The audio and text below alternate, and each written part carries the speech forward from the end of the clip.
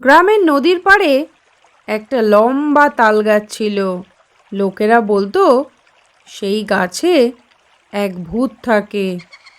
যেই তাল পাকতে শুরু করে ভূত এসে ঝাঁপিয়ে পড়ে তাল খেতে, আর খেয়ে খেয়ে আটি ছুঁড়ে মারত যাকে তাকে। আজকের গল্প তাল গাছের ভূত। সাথে থাকো আর শুনতে থাকো। প্রতিদিন তালের আটি ছুঁড়ে মারা নিয়ে গ্রামে রীতিমতো আতঙ্ক ছড়িয়ে পড়েছিল। কে যে কখন আটির বাড়ি খেয়ে আহত হয় তার কোনো ঠিক নেই।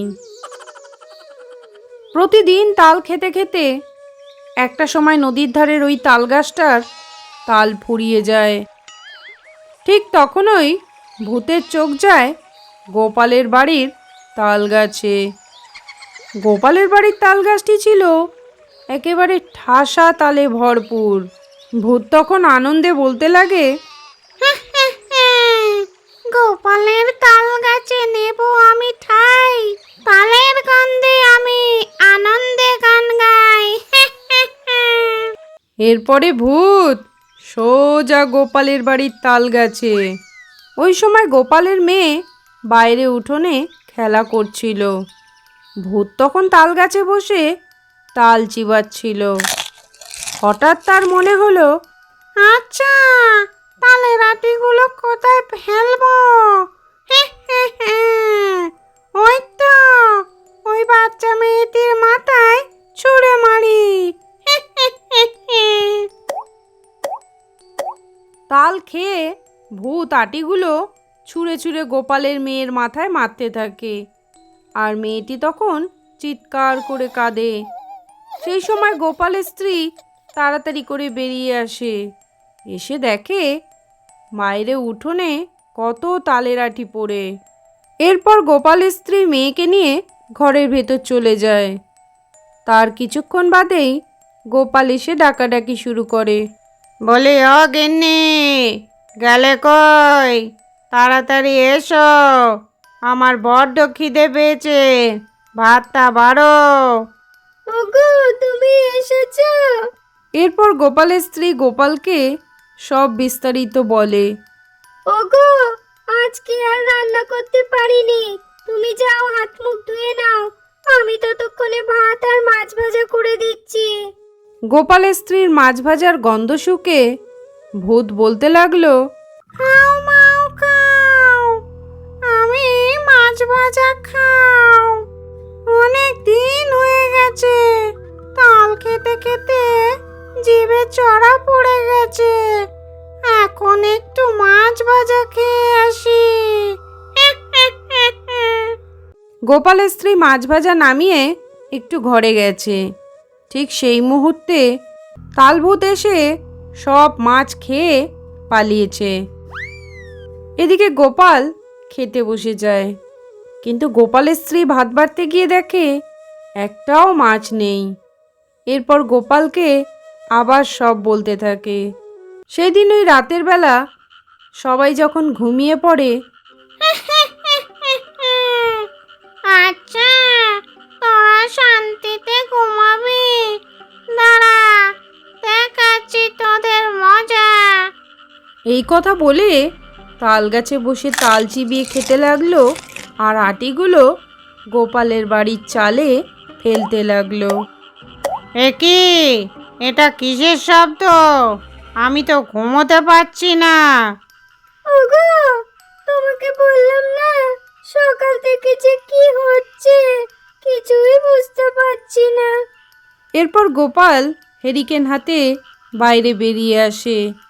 এসে দেখে সারা উঠোন ভরে তালের আটি পড়ে আছে। শোনো গিন্নি, কাল সকালেই লোক দিয়ে সব তাল পাড়িয়ে ফেলবো। মা, তুমি যে বললে তালের বড়া করে দেবে। হ্যাঁ হ্যাঁ, ঠিক আছে, করে দেবো খুনি, চল ভেতরে চল। আচ্ছা, তাল পাড়বি? পাড়াচ্ছি তাল। পরদিন সকালে গোপাল লোক নিয়ে আসে তাল পাড়ানোর জন্য। লোকটি যেই তাল গাছে উঠেছে অমনি ধূপধাপ দুটো তাল লোকটির গায়ে পড়ল। লোকটি তখন মা গো বাবা গো বলে গাছ থেকে নেমে পড়ে। না না গোপালদা, এই গাছ থেকে আমি তাল পাড়তে পারবো না, এই গাছে ভূত আছে, আমি আসলাম।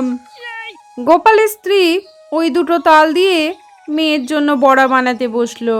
তালভূত তখনই গোপালের মেয়ের রূপ ধরে এসে গোপালের স্ত্রীকে বললে, মা মা, আমাকে কটা বড়া দাও না, আমি একটু খাই।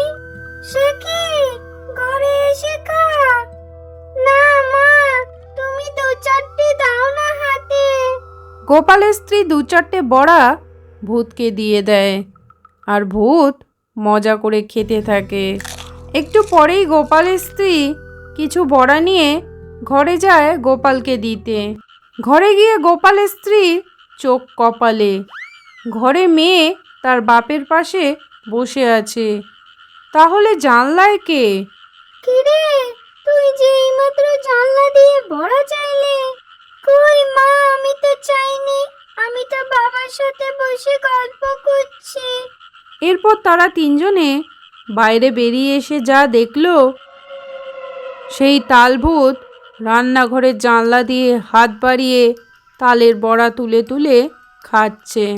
এই রকম দৃশ্য দেখে তারা কোনো শব্দ না করে চুপচাপ ঘরে চলে আসে। গোপাল তার স্ত্রীর সাথে পরামর্শ করে পরদিন সকালেই চলে যায় সাধু বাবার কাছে।